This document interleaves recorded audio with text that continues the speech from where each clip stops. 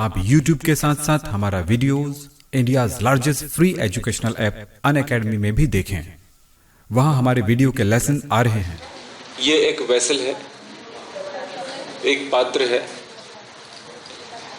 इस बर्तन में दो इलेक्ट्रोड्स के पर्दे लगे हुए हैं। पर्दे यानी रोकने वाला पार्ट, जिसको इलेक्ट्रोड कह सकते हैं, इलेक्ट्रोड है ये पोरस ग्रेफाइट इलेक्ट्रोड है। पोरस मतलब समझते हैं ना आप लोग, छिद्रयुक्त, सरंध्र भी बोल सकते हैं आप। इसमें प्लेटिनम के बारीक दाने हैं, प्लेटिनम की कण है। इसके एक तरफ से इसमें एक गैस डाली जाती है और दूसरी तरफ से भी एक गैस डाली जाती है। एक तरफ से हाइड्रोजन गैस, दूसरी तरफ से ऑक्सीजन गैस। कंप्रेस्ड रहेगा, काफी प्रेशर से जाएगा। इसके बीच पानी भरी होती है, पर यह पानी या तो एसिडिक होगी या फिर बेसिक होगी, एल्कलाइन होगा, अम्लीय क्षारी। तो यहां पर हम देख रहे हैं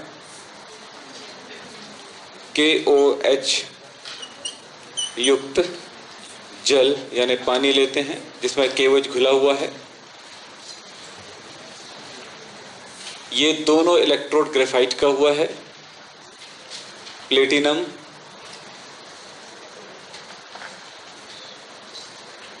युक्त कर देता हूं, प्लेटिनम के कुछ दाने हैं युक्त ग्रेफाइट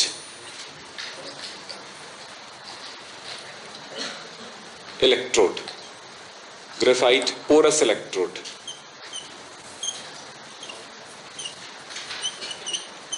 मतलब क्या हुआ, इसमें बारीक छेद होंगे जिसमें से पानी पसीज तो सकती है लेकिन पार नहीं कर सकती, है ना।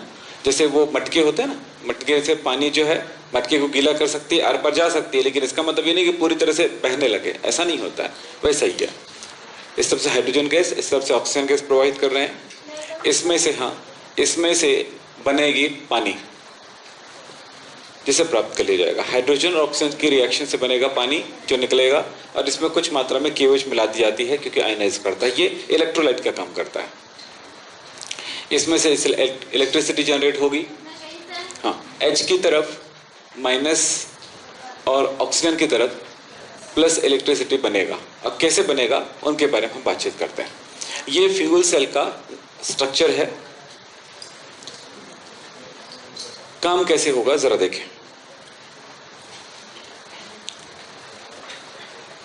सबसे पहली बात है कि KOH जो है वो आयनाइज होकर के बनाता है K प्लस एवं OH माइनस। यही OH माइनस काम करता है। इसमें है K प्लस OH माइनस। कैसे काम करेगा जरा देखें।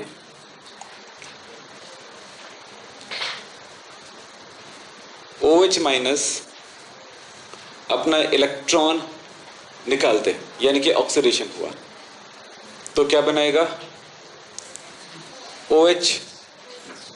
ठीक है, OH हाइड्रोजन ले ले तो पानी बन सकती है, तो हाइड्रोजन कैसे लेगा जब इसमें हाइड्रोजन जाएगा, बोलो।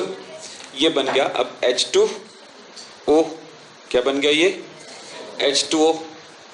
ये लीजिए H2O, पर क्या है, एक H एक OH, H2O बना 2H है, तो हम इसको 2 टाइम्स कर देने हैं। तो इस तरह से 2H 2OH 2 पानी, 2 OH माइनस से 2 इलेक्ट्रॉन निकल गया। इलेक्ट्रॉन निकल रहा है, ये ऑक्सीडेशन को दर्शा रही है। ऑक्सीडेशन होता है उस जगह को एनोड कहते हैं। यहां पर इलेक्ट्रॉन रिमूव हो रही है तो यह नेगेटिव है। तो जिधर से हाइड्रोजन गैस प्रवाहित कर रहे हो वो नेगेटिव है। यस, और इस तरफ हाइड्रोजन के जाने से कौन आया इसकी तरफ, OH माइनस। चलिए दूसरी तरफ बात करते हैं। अब तो कैथोड बोल ही सकते हो, क्योंकि दूसरी तरफ उसका अपोजिट रिएक्शन होता है, ऑक्सीडेशन की जगह रिडक्शन होगा। अब ये इलेक्ट्रॉन जो बाहर निकला है इस जगह पर एक्सेस में आ गया था, अब हम इसको दोनों को कनेक्ट करेंगे तो क्या होगा, इलेक्ट्रॉन यहां से होकर यहां जाएगा, तो ये इलेक्ट्रॉन को किसको, सॉल्यूशन में से किसी चीज को देना चाहेगा, सो इलेक्ट्रॉन ग्रहण करेगा कौन, तो देखिए क्या होता है,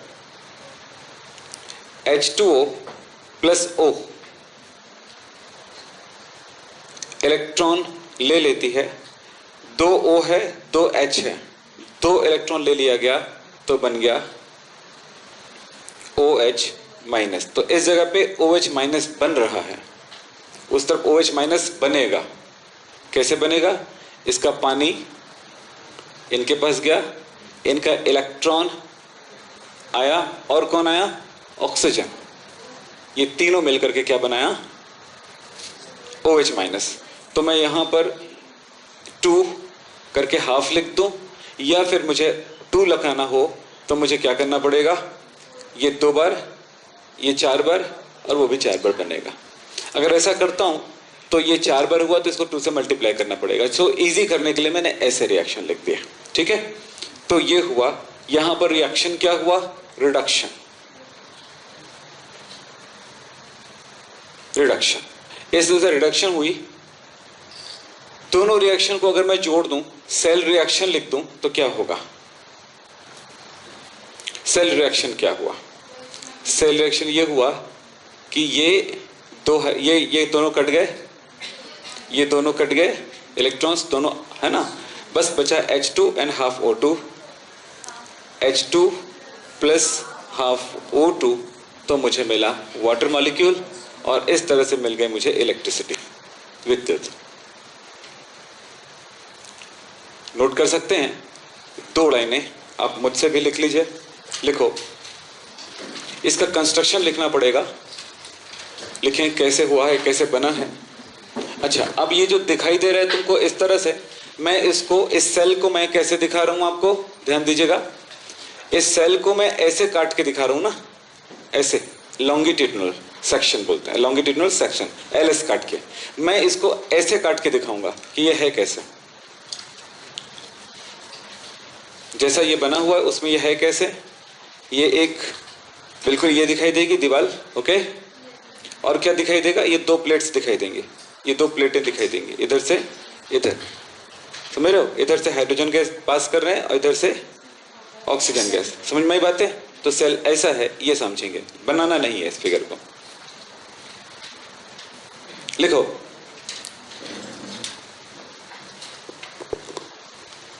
पहले चित्र बना लो फिर उसके बाद दिखाता हूं 2 लाइनें। मैं जब भी चित्र बनाता हूं, फिगर बनाता हूं, तो बोर्ड के उस साइड बनाता हूं, तो आप लोग भी मुझे कॉपी मत करो।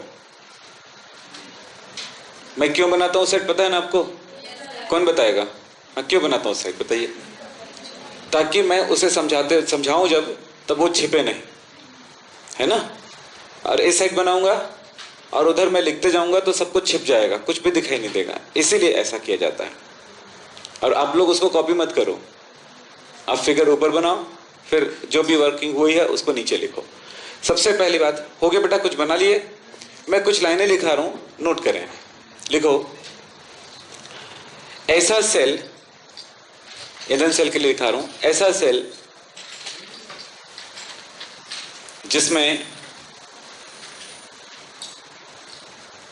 ऐसा सेल जिसमें सीधे ईंधन को, ईंधन मतलब फ्यूल को रासायनिक ऊर्जा से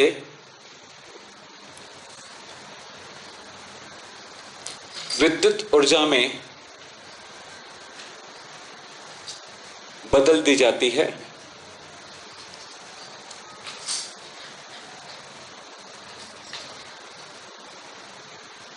ईंधन सेल कहलाता है।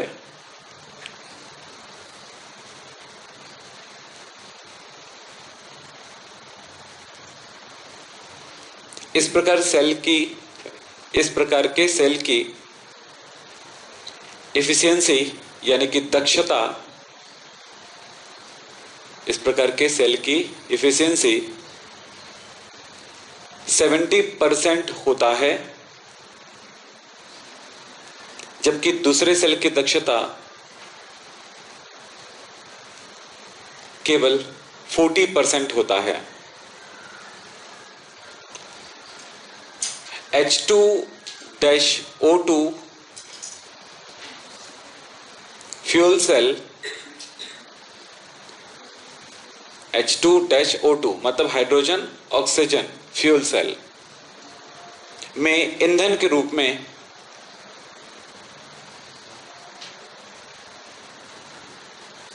हाइड्रोजन गैस प्रयुक्त किया जाता है। ऑक्सीजन ईंधन नहीं होता ना, ध्यान रखना। ऑक्सीजन उसका क्या है? ऑक्सीडाइजिंग एजेंट है। समझ रहे हो क्या नहीं समझ रहे हो? हम ऑक्सीजन को भी बोल सकते। अच्छा, इसी में पूछा गया H2O2 में कौन सा ईंधन है? Oxygen, A oxygen, B hydrogen, C hydrogen oxygen दोनों, डी ईंधन नहीं है। तो जवाब क्या होगा? हाइड्रोजन, ना कि हाइड्रोजन ऑक्सीजन दोनों। ऑक्सीजन जो है, जैसे आप बात जानते हैं ना, पेट्रोल जलती है, जबकि ऑक्सीजन जरूरी है उसको जलाने के लिए। तो हम यहां पर फ्यूल किसको बोलेंगे? ऑक्सीजन को कि पेट्रोल को? पेट्रोल को। ठीक है कि नहीं है? वही बात है। चलिए नीचे आइए, थोड़ा सा और लिखिए। इस सेल में पोरस ग्रेफाइट इलेक्ट्रोड होते हैं। पोरस ग्रेफाइट इलेक्ट्रोड होते हैं जिनमें प्लेटिनम के सूक्ष्म कण, माइक्रोस्कोपिक पार्टिकल्स, किसके? प्लेटिनम के सूक्ष्म कण, मतलब इतना छोटा रहेगा कि आपके लिए वो कण ही है, वो माइक्रोस्कोपिक पार्टिकल्स हैं। प्लेटिनम के सूक्ष्म कण क्या लिखे? वितरित रहते हैं, मतलब फैले रहते हैं, फैलाए रहते हैं उसमें, जो उत्प्रेरक का कार्य करते हैं। उत्प्रेरक मतलब कैटलिस्ट। कैटलिस्ट समझते हो ना? कैटलिस्ट किसको बोलते हैं? उत्प्रेरक, जिनकी उपस्थिति में रिएक्शन रेट बढ़ जाती है। सेल के मध्य अम्ल या क्षार, एसिड और बेसिक, अम्ल या क्षार मिश्रित जल भर दिया जाता है।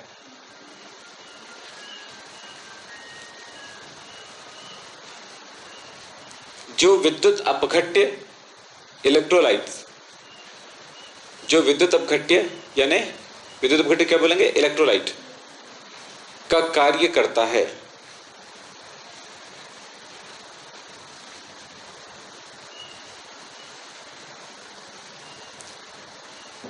सेल के एक ओर से हाइड्रोजन गैस तथा दूसरी ओर से ऑक्सीजन गैस प्रवाहित की जाती है। चलिए, ये तो हो गया। फिर इसके लिए जो ये वो फिगर बनाना है नीचे, फिर उसके नीचे रिएक्शन लिखना है। ठीक है, ये वाली रिएक्शन, ठीक है, मतलब इसमें होने वाले रिएक्शंस है ना। सेल रिएक्शन लिख सकते हो वहां पे, ऊपर में लिखना चाहो तो सेल में होने वाली अभिक्रिया। फिर एकदम लास्ट में इनके लिए जगह छोड़ दो ताकि अभी बनाते रहेंगे। तब तक मैं आगे कुछ काम कर लूंगा, अटेंडेंस और ले लूंगा। नीचे लिखो लाभ, इसके क्या फायदे हैं वो लिख लीजिएगा। ईंधन सेल के लाभ लिखो, लिखो। इसका क्या बेनिफिट है वो अपने लिखना है, नीचे लिखो। फर्स्ट, इस सेल की दक्षता उच्चतम होती है। एफिशिएंसी कैसी होती है? बहुत ज्यादा होती है, जो कि 60 से 70% होती है। इस सेल की दक्षता उच्चतम होती है जो 60 से 70% होती है। दूसरा, लगातार ईंधन देने से ऊर्जा का निर्माण होता है, ऊर्जा का निर्माण होता रहता है।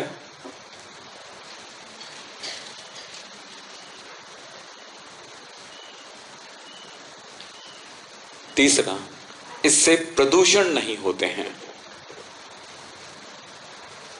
तो एनवायरनमेंट के लिए बहुत बढ़िया है ये। क्यों? पानी बन रहा है ना, पानी से कैसे प्रदूषण होगा? जबकि आपको पीने के लिए पानी मिल रहा है, आप इसको पी सकते हो। जो अपोलो कार्यक्रम शुरू हुआ था, अपोलो मतलब जानते हैं ना, वो जो सैटेलाइट भेजा गया था, उसमें 2 काम हुए थे। ये वहां पर इलेक्ट्रिसिटी बनाने के लिए हाइड्रोजन ऑक्सीजन ईंधन सेल का, यानी कि फ्यूल सेल का उपयोग किया गया था। इसी सेल का उपयोग किया गया था उसमें, अपोलो में ये चल गया था। तो वहां पर ये पानी जनरेट करते थे, उसको पीते थे और इलेक्ट्रिसिटी बनता था। 2 काम हुआ, ठीक है। तो इससे प्रदूषण नहीं होते हैं, ठीक है। बाकी जो सेल है, nickel cadmium cell, mercury cell या लिथियम आयन सेल, इस तरह के सेल को आपको सेल्फ स्टडी करना है इतना समझ जाने के बाद, नहीं तो फिर हम इसी जगह अटक जाएंगे कम से कम महीने भर के लिए, ठीक है। वो खुद ही पढ़ना पड़ता है उनको, और अगर हमसे पूछना है तो फिर ये बड़ा मुश्किल हो जाएगा कि एक चीज़ें हम नहीं पढ़ा पाएंगे उसमें, है ना। तो कुछ जानकारी भी देंगे तो बड़ा, उसको पढ़ने पर इनको समझ जाना ठीक से, फिर उनको पढ़ लेना। एग्जाम के दृष्टिकोण से वो इतना इंपॉर्टेंट नहीं है, लेकिन आपकी समझ और सोच के लिए और आपके डेवलपमेंट के लिए, आपके सक्सेस के लिए वो जरूरी है। अब चलेंगे कोरोजन। कोरोजन यानी हिंदी में बोलते हैं संक्षारण। धातुओं पर वातावरण की रिएक्शन करना, वायुमंडलीय गैसों का रिएक्शन होने से वो धातु खराब होने लगती है, इस चीज को बोलते हैं संक्षारण। एग्जाम्पल है लोहा। लोहा आपने देखा होगा, लोहे के ऊपर क्या होता है, ब्राउन कलर का कुछ पदार्थ बन जाते हैं, यानी जिसको बोलते हैं जंग लग गई है ना, रस्टिंग हो गई है। ऐसे ही कॉपर मेटल देखे होगे, तांबा, तांबे में नीले रंग के कुछ लग जाते हैं। पहले तो काला पड़ जाता है उसका सरफेस जो है, फिर उसके बाद वो धीरे धीरे उसमें नीले रंग का कुछ बनने लगता है ना। तो तांबे में भी देखे हैं। और कहाँ देखे होंगे आप लोगों ने? और कहीं नहीं देखे होंगे मेरे हिसाब से। चांदी में तो होता है, चांदी में जो होता है काले रंग का एक परत बन जाती है, लेकिन वो इतना ज्यादा नहीं होता। लेकिन सोने में कभी कुछ नहीं होता ऐसा। सोना और चांदी को एक साथ रख दिया जाए तो सोने की चमक और निखर आती है। पर पाइप में, लोहे के पाइप, मतलब लोहे में ना, हाँ लोहे में। तो आगे चलें, ये होता है संक्षारण। तो संक्षारण को एक डेफिनेशन देते हैं, जरा लिख लीजिएगा। लिखो, वायुमंडल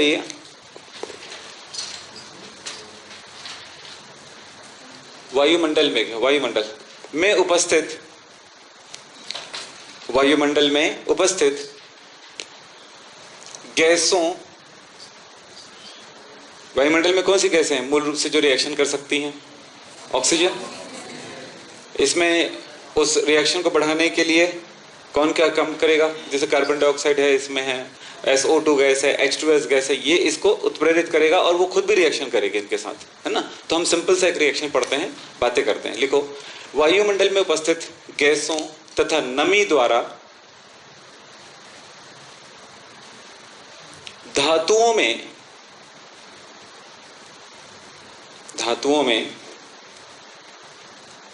धीमी गति से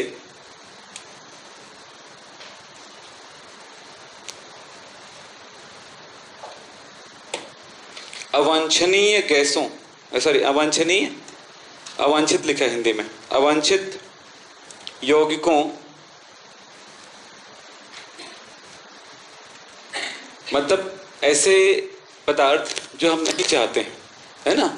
तो यौगिकों में बदल जाने पर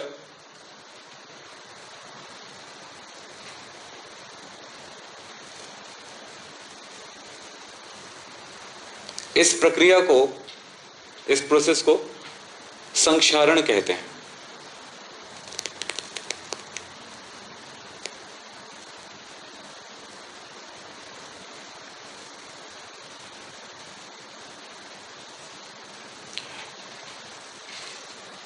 कोई मेटल है, उस मेटल पर ये एटमॉस्फेयर में जो गैसें हैं और वो जो नमी है, नमी समझते हो ना, मॉइस्चर यानी पानी, वो उनके साथ रिएक्शन करने लगती है। किसके साथ? मेटल के साथ।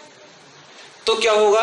अनडिजायरेबल कंपाउंड्स का निर्माण करती है। जैसा हम नहीं चाहते हैं ऐसे कंपाउंड का निर्माण करती है। इसी को बोलते हैं हम लोग, इस प्रोसेस को, इस क्रिया को बोलते हैं संक्षारण।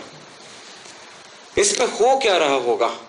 तो इसमें साइंटिस्ट ये कहते हैं कि इसमें छोटे छोटे सेल बन जाते हैं। यदि मेटल का सरफेस पूरी तरह से प्योर होगा, यानी इसमें किसी तरह की अशुद्धियां नहीं होगी, तो उस पर संक्षारण नहीं होगा।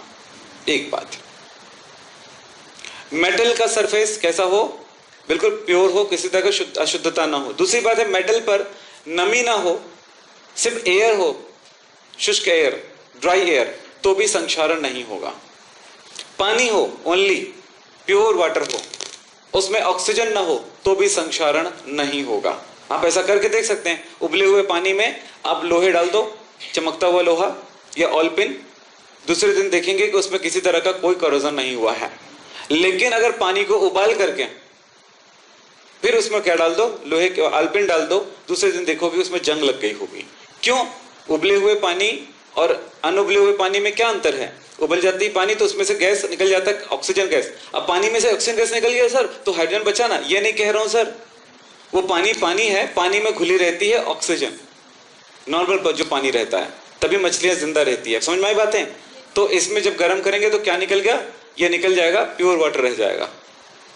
तो ऑक्सीजन नहीं रहेगा तो भी ये रिएक्शन नहीं होगी। इतनी बातें तो क्लियर है आप लोगों को? चलिए, तो ऐसा क्या हो रहा होगा उसके अंदर, उन्हें देखते हैं। मैं एक छोटा सा पार्ट लेता हूं। मान लीजिए लोहे पर एक छोटी सी पानी की बूंद है, मॉइस्चर के रूप में। माइक्रोस्कोप से देख रहे हैं सर। तो यहां पर क्या होने वाला है रिएक्शन, वो देखें जरा। अगर लोहे के सरफेस पर पानी है और कहीं पर इंप्योरिटी है, अशुद्धता है, चलिए मैं इस जगह पे थोड़ी सी मान लेता हूं किसी तरह की अशुद्धता है, यस, तो जहां पर इंप्योरिटी रहती है उस जगह पर कैथोडिक रिएक्शन होता है, ये कैथोड का काम करेगा। और जिस जगह पर वो क्या रहेगा, शुद्ध रहेगा, वो स्थान कैथोड का काम, एनोड का काम करेगा। ये भी एक क्वेश्चन होता है कि जब ये कौन सा रिएक्शन है, कौन से प्रोसेस है? संक्षारण का होना इलेक्ट्रोकेमिकल प्रोसेस है, जिसको बोलते हैं विद्युत रासायनिक प्रक्रिया। विद्युत रासायनिक प्रक्रिया, प्रक्रम, विद्युत रासायनिक प्रक्रिया, इलेक्ट्रोकेमिकल प्रोसेस। इलेक्ट्रोकेमिकल प्रोसेस का मतलब होता है कि यहां पर सेल बनेगा, छोटी छोटी माइक्रोस्कोपिक सेल बन जाते हैं। किस पर? धातु की सतह पर। समझ रहे हैं? छोटी छोटी सेल बन जाएगा, जिसको बोलते हैं स्थानीय सेल या local cell. Local cell, microscopic local cell, सूक्ष्म स्थानीय सेल बन जाते हैं। ठीक, तो क्या बन जाएगा? सूक्ष्म स्थानीय सेल बन जाते हैं। तो यहां पर रिएक्शन कौन सा हुआ? Electrochemical process. तो एक बात बोलते हैं, इस कारण से जब इसको समझा रहे हैं, जिस तरह का इसको समझाने के लिए जिस मेथड का उपयोग कर रहे हैं, उस मेथड को बोलते हैं क्या बोलते हैं? Electrochemical mechanism. इलेक्ट्रोकेमिकल मैकेनिज्म यानी विद्युत रासायनिक क्रियाविधि। क्या हुआ जरा देखें। इस जगह पर एनोड का काम करेगा, मतलब ऑक्सीकरण होगा। ऑक्सीकरण का क्या मतलब हुआ कि यहां पर जो आयरन है वो इस सरफेस पर एक काम करती है, Fe+2 और 2 इलेक्ट्रॉन रिमूव कर देगा। इलेक्ट्रॉन कहां रह जाएगा? मेटल पर। ये आयरन है ना, ये आयरन सरफेस है ना, ये पूरा आयरन सरफेस है। मैं जहां पर रिएक्शन होगी तो गंदा लगेगा करके नहीं शेडिंग किया है। तो ये क्या चीज है? आयरन, लोहा। ये Fe चला जाएगा, आपको पता है कहां पर? सॉल्यूशन में। ये पानी है, पानी है, वाटर ड्रॉप। ये यहां पे चला गया तो Fe इस विलयन में घुल गया Fe2+ के रूप में। यहां पर इलेक्ट्रॉन रह गया, इलेक्ट्रॉन इस सतह पर घूम सकती है। जहां पर कुछ अशुद्धियां हो और वहां पर अगर मान लेते हैं एक हाई कॉन्सेंट्रेशन एरिया है ऑक्सीजन का, तो मैं क्या बोल सकता हूं? उच्च ऑक्सीजन रीजन या जोन या क्षेत्र।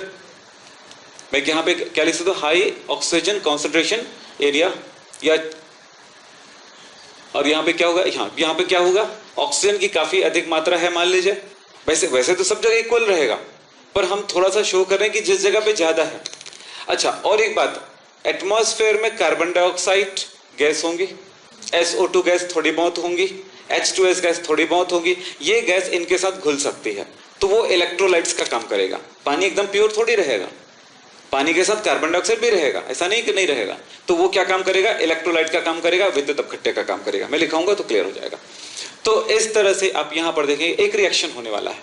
ये इलेक्ट्रॉन देती है उस जगह पर जहां पर पानी है, पानी को मिल गया, प्लस ऑक्सीजन, इस जगह पे ऑक्सीजन काफी ज्यादा है, ये दोनों मिल जाएगा, हाफ लिख दूं, और ये इलेक्ट्रॉन ले लेता है 2 इलेक्ट्रॉन। देखो 2H 2 ऑक्सीजन 2 इलेक्ट्रॉन मिल गया OH माइनस 2 टाइम्स। हो गया रिएक्शन। तो ये OH माइनस इनके साथ मिलकर के बनाती है, 2 बार आएगा ना, तो FeOH ट्वाइस। फेरस हाइड्रोक्साइड,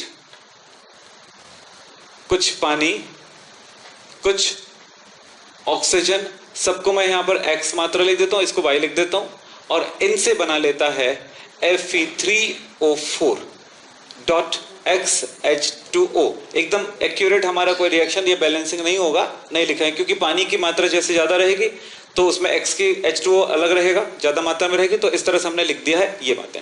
तो ये क्या बन गया? इसको बोलते हैं जंग, रस्ट। इस तरह से रस्टिंग हो जाती है, जंग लग जाती है। क्या क्या हुआ समझ में आया? क्या हुआ? एनोड पर क्या हुआ? एनोड नेगेटिव इलेक्ट्रोड का काम करने लगा है, और इस जगह पे क्या होने लगा? Fe 2 इलेक्ट्रॉन रिमूव किया, बनाया Fe+2। दूसरी बात है कैथोड पर क्या होने लगा?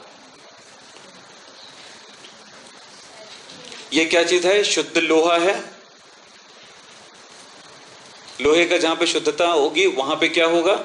ये वाला रिएक्शन होगा। और कैथोड कहां पे होगा? अशुद्ध लोहा पे होगा।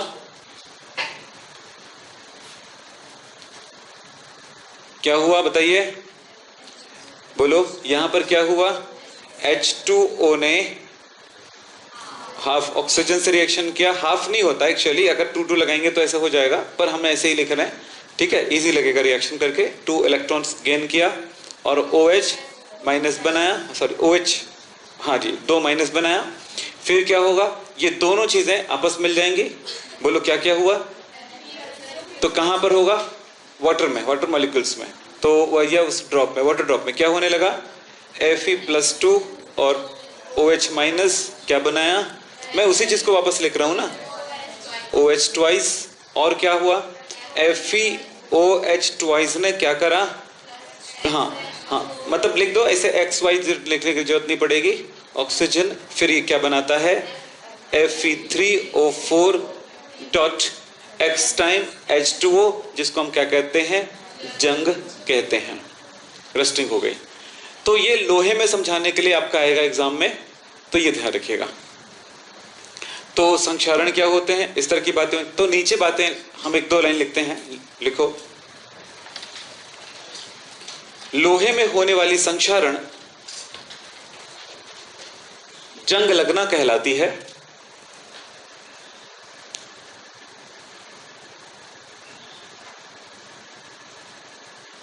लोहे में होने वाली संक्षारण जंग लगना कहलाती है। यह एक विद्युत रासायनिक प्रक्रम है, मतलब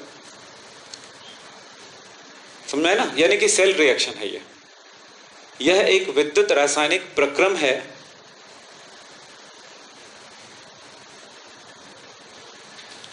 लोहे की सतह पर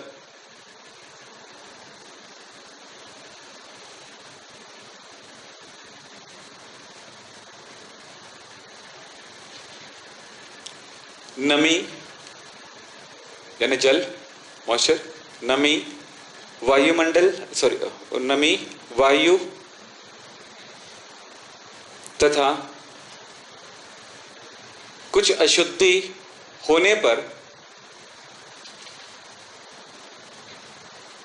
संक्षारण की क्रिया होती है। अशुद्धियां जल के साथ, अशुद्धि मत लिखिए, कार्बन डाइऑक्साइड, SO2 आदि इलेक्ट्रोलाइट का काम करता है।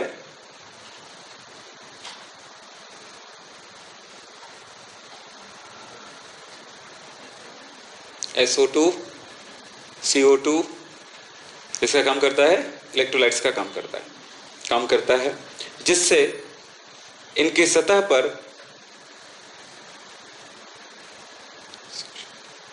सूक्ष्म विद्युत रासायनिक सेल बन जाते हैं।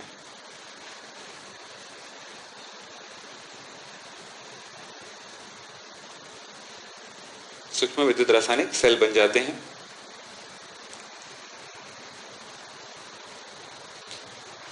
जिससे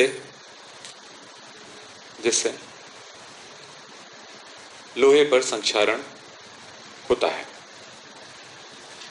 बन जाते हैं, जिससे लोहे पर संक्षारण होता है। और ये जैसा लिखा है आप इतना लिख दीजिएगा, आपका काम चल जाएगा। और ये यही लिखना है आपको उसमें, ठीक है। बाकी 3 बातें आपने मेंशन करना है। क्या क्या मेंशन करना है वहां पे? पहले तो कोरोजन है क्या चीज, एक डेफिनेशन हो गया। सेकंड, कोरोजन किस कॉन्सेप्ट पे चलता है, कौन से प्रक्रम है, कौन से प्रोसेस है। मैकेनिज्म की बात होता है तो उसको क्रियाविधि या मैकेनिज्म कहते हैं। तो मैकेनिज्म क्या है? मैकेनिज्म क्या है? हिंदी में बोलते हैं क्रियाविधि। क्रियाविधि क्या है? विद्युत रासायनिक प्रक्रम और ये पूरे रिएक्शंस, ठीक है। थोड़ी बातचीत करते हैं,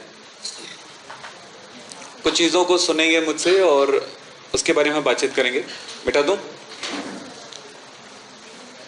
ये कोरोजन जो हो रहा है किन किन बातों से प्रभावित होती है, यानी कि लोहे के सरफेस को हम, मतलब कोरोजन जो है किन किन कारणों से हो रही है, इफेक्टिंग फैक्टर्स क्या है, प्रभावित करने वाले कारक क्या हैं, यानी ऐसा कौन सी कारक है जो इस प्रोसेस को बढ़ाती हैं या इस प्रोसेस को घटाती हैं, ठीक है। तो चलो देखते हैं इनको। बेटा आपको लिखना है, अपने घर में बैठ के लिख लीजिएगा।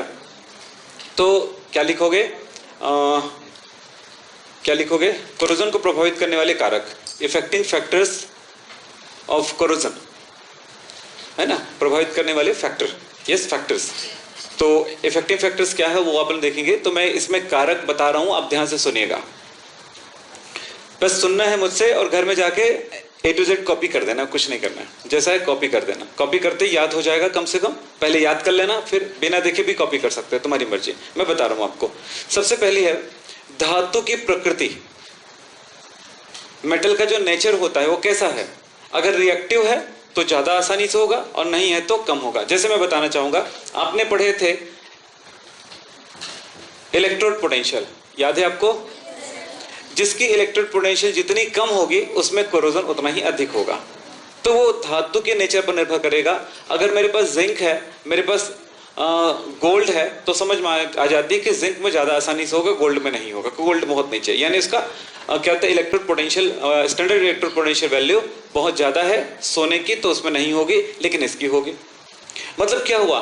सोना है, प्लेटिनम है, पैलेडियम है, इरिडियम है, इस पर संक्षारण नहीं होगा क्योंकि उसको इलेक्ट्रोड पोटेंशियल वैल्यू ज्यादा है। क्लियर हो गई? दूसरी बात है अशुद्धियों की उपस्थिति। अगर मेटल में किसी तरह की इंप्योरिटी हो, पहला क्या बोला? इसके कारण, यानी प्रकृति, नेचर, धातु की प्रकृति हुई। दूसरी बात मैंने क्या बोला? अशुद्धि। अगर अशुद्धि हुआ धातु सतह पर तो क्या है? धातु, ये लोहा है, लोहे पर यदि मान लेते हैं किसी जगह पे जिंक है थोड़ा सा पड़ा हुआ, या फिर इसकी जगह सिल्वर पड़ा हुआ है, चलिए ये लोहा है, ये सिल्वर पड़ा हुआ है, चलो सोचो आप, ज्यादा इन दोनों में ज्यादा रिएक्टिव कौन होता है? लोहा। यानी किसी जरूरी नहीं है कि सिर्फ जिंक हो या लोहा हो या कुछ भी, कोई किसी भी तरह की अशुद्धियां इंप्योरिटी हो, तो उससे क्या होगा, इस पर रिएक्शन होना शुरू हो जाएगा। लेकिन हाँ, एक बात है अभी बताऊंगा कि इससे इसकी तुलना में कम रिएक्टिव पदार्थ होना चाहिए जो भी यहाँ पे होगा। तो इसमें क्या होने लगेगा, संक्षारण होने लगेगा। यानी अशुद्धि होने पर, धातु पर किसी तरह की इंप्योरिटी होगी तो उसमें संक्षारण होने लगता है। तीसरी बात है, यानी वो क्या बनता है, जो अशुद्धि होती है ना, दूसरा इलेक्ट्रोड बन जाता है। समझ में बातें? जैसे ये एक इलेक्ट्रोड, ये खुद हो गया लोहा, इंप्योरिटी हो, दूसरा इलेक्ट्रोड बन गया। अब समझ में आई नहीं बातें? इस तरह का रिएक्शंस होने लगता है। तो चलें आगे।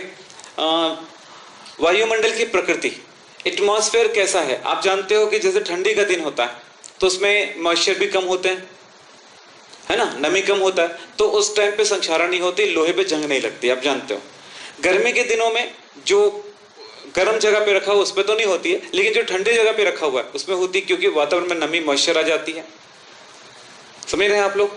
लेकिन बारिश के दिनों में कहीं भी रखा हो, मॉइस्चर ज्यादा होता है, सो उसमें क्या होता है, संक्षारण ज्यादा तेजी से होती है, कोरोजन ज्यादा होता है। दूसरी बात, जहां पे गैसों की अशुद्धता हो, यानी कार्बन डाइऑक्साइड जहां ज्यादा होगा या SO2 गैस ज्यादा होगा, जैसे फैक्ट्री वाला रीजन है, या फिर वहां पर H2S गैस ज्यादा है, तो ऐसे रीजन में संक्षारण तेजी से होगा, कोरोजन बहुत तेजी से होगा। तो समझ में आई बातें? तो क्या हुआ, अशुद्धि। फिर मैंने तीसरा क्या बताया, वायुमंडल की प्रकृति, एटमॉस्फेरिक प्रकृति।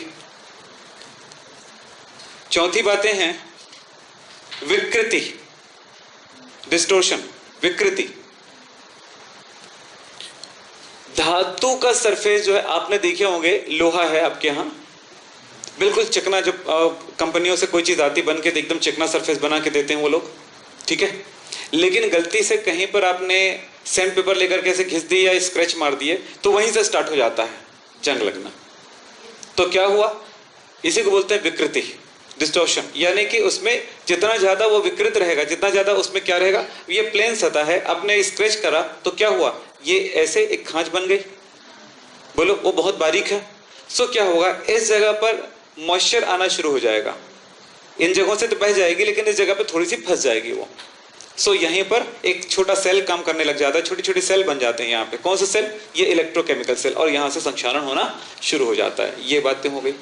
पांचवी बातें, कौन सा फैक्टर है, विद्युत अपघट्य की उपस्थिति, इलेक्ट्रोलाइट्स की उपस्थिति। विद्युत अपघट्य, इलेक्ट्रोलाइट्स, ऐसे कह सकता हूं मैं कि यदि मिट्टी लग गई है लोहे की सतह पर, मिट्टी क्या है, इलेक्ट्रोलाइट है, या नमक लग गया हो, या धूल के कण या डस्ट आ गए हैं, अब डस्ट नहीं हटाओगे, जैसे साइकिल आपके पास एकदम रोज यूज कर रहे हो और अच्छे से पोछा पाछी कर रहे हो, तो देखना कि उस साइकिल पर जंग नहीं लगती है। लेकिन उसी साइकिल को अपने घर में दूसरी साइकिल थी, दूसरे साइकिल की जरूरत नहीं थी, तो किसी जगह रख दी, अच्छे खासे ढक के, कपड़े वपड़े में ढक के रख दिया, तो क्या होता है, वो काम नहीं कर रही थी। जब अपने महीने साल 2 साल के बाद निकाल खोलते हैं तो पता चलता है उसके हैंडल पर जंग लग गई है, इधर जंग लगी, उधर जंग लग गई। क्यों? आपने उसको तो सेफ रखे थे ना, फिर जंग क्यों लगी? उसको जब आप सेफ करके रखे थे, उसके ऊपर ग्रीस चढ़ा के नहीं रखे थे, तेल चढ़ा के नहीं रखे थे, तो क्या हुआ, वातावरण की नमी आई, डस्ट पार्टिकल उसके ऊपर आया, तो डस्ट पार्टिकल क्या काम करेगा, वो इलेक्ट्रोलाइट्स का काम करेगा, विद्युत अपघट्य का काम करेगा, नमक का काम करेगा, ठीक है। और इस तरह से वहां पर संक्षारण तेजी से होने लगता है। तो क्या क्या बोला गया, देखिए, धातु कैसा हो, धातु की गुण होते हैं, प्रकृति मतलब मेटल जो है वो ज्यादा रिएक्टिव होगा, यानी कि उसका क्या बोलते हैं, इलेक्ट्रोड पोटेंशियल, जिसको हम लोग बोल सकते हैं यहाँ पर standard electrode potential, standard electrode potential, ये जितनी कम होगी उतने ज्यादा इसमें रिएक्टिव होगा, वो जो रिएक्टिव होता है उतने ज्यादा इसमें संक्षारण होगा। अशुद्धि, अगर धातु की सतह पर या धातु पर किसी प्रकार की इंप्योरिटी रहा तो संक्षारण तेजी से होगा। अब लोहे के बारे में आपको बोलूं, देखो अब 2 तरह के लोहे देखे होगे बेटा। एक लोहा जो है, जो रॉड वगैरह लगाते हैं घरों में, कंस्ट्रक्शन के लिए यूज करते हैं, उसमें देखना कि बहुत जल्दी जंग लग जाती है। एक और लोहे देखे होगे, जैसे साइकिल में लगी होती है, एक्सेल वगैरह लगा होता है, उसमें जंग नहीं लगती उतनी ज्यादा जल्दी से, है ना। तो ये एक बात हुई। तो अशुद्धि होती है उसमें ज्यादा, तो कोशिश की जाती है कि अशुद्धि ना हो लोहे में। फिर इसके बाद क्या होता है, एटमॉस्फेरिक प्रकृति कैसी है, अगर उसमें इलेक्ट्रोलाइट्स हो या गैसें हो, अशुद्धि गैसें हो, जैसे मैंने बताया ना कार्बन डाइऑक्साइड, SO2, इस तरह की गैसें होती हैं, वो अगर होगा तो ज़्यादा तेजी से होगा। धातु पर अगर डिस्टोर्शन हो, क्या हो, विकृति हो, तो उस कंडीशन में यानी स्क्रैच लगा हो या खांच लगा हो या गड्ढा लग गया हो, तो उस स्थिति में या मुड़ा बहुत ज़्यादा मुड़ा हुआ हो धातु की सतह, तो क्या हो जाएगा, उसमें संक्षारण तेजी से होगा। विद्युत अपघट्य, किसी तरह का इलेक्ट्रोलाइट्स हो, मिट्टी हो या क्या नमक वगैरह उसमें हो, तो वो तेजी से संक्षारण करेगा। ये चीजें आपको नोट करना है, अपने बुक से नोट करना है। मुझे यहाँ पे कुछ भी नहीं लिखा ना, मैंने यहाँ पे भी ऐसे रफ टाइप का लिखा, क्योंकि बात समझ में आ गई ना क्यों रफ लिखा होगा। तो ये बातें हुई। फिर एक और बातें देखें, संक्षारण से बचाव, प्रिवेंशन फ्रॉम कोरोजन। संक्षारण से बचाव को आपको पढ़ के आना है। कैसे बचाओगे? तो मैंने अभी बताया था, एक उपाय तो बता दिया था कि उसको ग्रीस लगा दो या तेल लगा दो, यानी प्रोटेक्टिंग कवर लगा दो या पेंट लगा दो, तो संक्षारण से बच जाती हैं। एक बात हुई। दूसरी, संक्षारण से बचाव के लिए क्या करते हैं, उनसे ज्यादा रिएक्टिव मेटल की एक लेयर चढ़ा दी जाती है। जैसे कि आप जानते हैं, लोहे की सतह पर मैंने जिंक चढ़ा दिया, इसको गैल्वेनाइजिंग बोलते हैं। तो ये जिंक है और ये लोहा है। आपको पता है दोनों में अगर रिएक्शन होगी तो सबसे पहले किस में रिएक्शन होगी? लोहे में, एक जिंक में। तो ये कैथोड का काम करने लगेगा, ये एनोड का काम करने लगेगा, और इस तरह से ये ज्यादा इलेक्ट्रॉन पैदा करेगा। जो इलेक्ट्रॉन कहाँ चला जाएगा? इसमें चला जाएगा, और ये बच जाएगी। तो ये एक तरीका हुआ। दूसरा तरीका होता है कि आयरन से लगा करके एक वायर कनेक्ट करके उससे ज्यादा रिएक्टिव मेटल को, जिस आयरन को हम जमीन में क्या बोलते हैं गड़ाना होता है, जैसे पाइपलाइन वगैरह होती है, तब हम क्या करेंगे, इससे एक वायर कनेक्ट कर देंगे। किससे? एक उससे ज्यादा रिएक्टिव मेटल। ज्यादा रिएक्टिव मेटल क्या हो सकती है? जिंक हो सकती है या मैग्नीशियम मेटल हो सकती है। इनको डुबा देंगे तो क्या होगा, इसमें रिएक्शन होगी। सो रिएक्शन होने से क्या जनरेट करेगा? इलेक्ट्रॉन। और ये इलेक्ट्रॉन कहाँ चला जाएगा? मेटल में चला जाएगा, लोहा में। और लोहा में इलेक्ट्रॉन की मात्रा बढ़ गई, सो क्या होगा? लोहे पर संक्षारण कैसे हुआ? Fe जो है कन्वर्ट होती है Fe+2 और 2 इलेक्ट्रॉन। अब हमने क्या किया, इसको इलेक्ट्रॉन दे दिए। बोलो, इलेक्ट्रॉन निकल रही है ना, इसको इलेक्ट्रॉन ज्यादा दे दिए तो क्या हुआ? इलेक्ट्रॉन निकलने के प्रोसेस कम हो गए, ये उस प्रोसेस को रोक दिया। बात ये है ना भैया, मैं सिंपल से एक बात बता रहा हूं, मैं ये चिमटी लोगों को बांट रहा हूं, है ना। लोग मुझे आकर के इधर से आकर के मुझे चिमटी तुम ही लो सर, तो मैं दे नहीं पाऊंगा। वही किस्सा यहां पे होगा, ये इलेक्ट्रॉन दान करने का काम करता है। सो इसको इलेक्ट्रॉन कौन दे रहा है? जिंक दे रहा है। या इसको कौन दे रहा है? मैग्नीशियम दे रहा है। सो वो दान करने का प्रोसेस रुक जाएगा।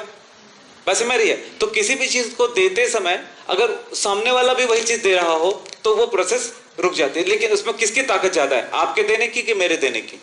इस पर डिपेंड करेगा। तो यहां पर किसकी ताकत ज्यादा है? mg की, क्योंकि आपको पता है कि इसका SRP क्या होती है? कम होती है। जिसकी कम होती है वो इलेक्ट्रॉन डोनेट करेगा, यानी कि एनोड का काम करने लग जाएगा।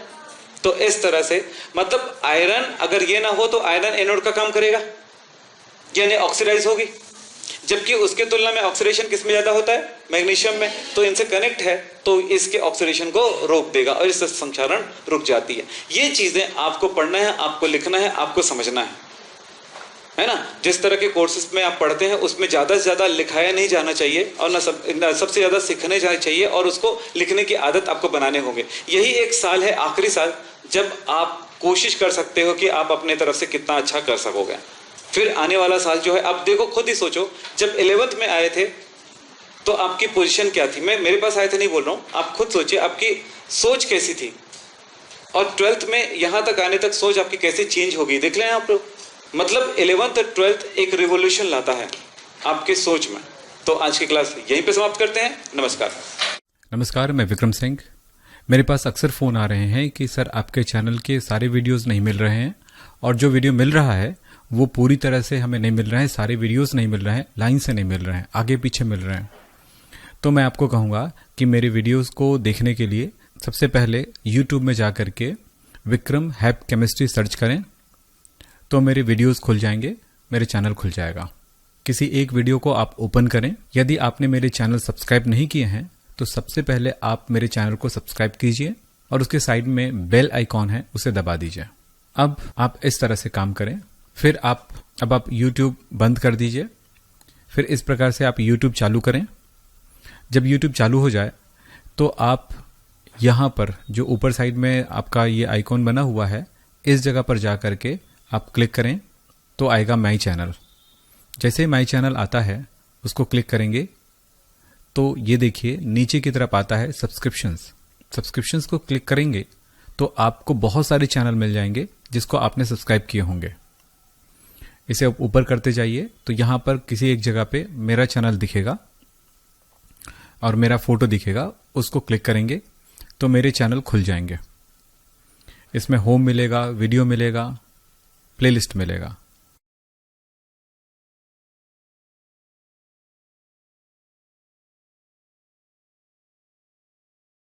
तो आप प्लेलिस्ट को क्लिक कीजिए। जब प्लेलिस्ट को क्लिक करेंगे तो इसमें बहुत सारे फोल्डर्स मिलेंगे। तो सबसे पहले आप काम करें कि प्री बेसिक केमिस्ट्री क्लासेस और बेसिक केमिस्ट्री को देख लें यदि आप शुरुआत कर रहे हो केमिस्ट्री में। तो फिर उसके बाद आपको जो मर्जी होगा उसमें से जिस फोल्डर को आपको क्लिक करना है कर लीजिए। उस फोल्डर को जब ओपन करेंगे तो मेरे सारे उस फोल्डर से रिलेटेड या उस टॉपिक से रिलेटेड, उस चैप्टर से रिलेटेड जो भी वीडियो अपलोड होगा वो सारे वीडियोस खुल जाएंगे।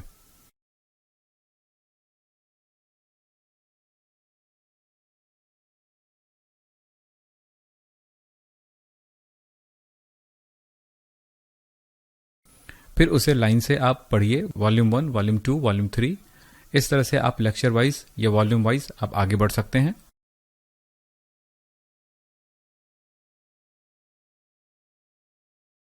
तो यही एक तरीका है जिससे आप वीडियोस देख सकते हैं, सारे वीडियोस देख सकते हैं। धन्यवाद।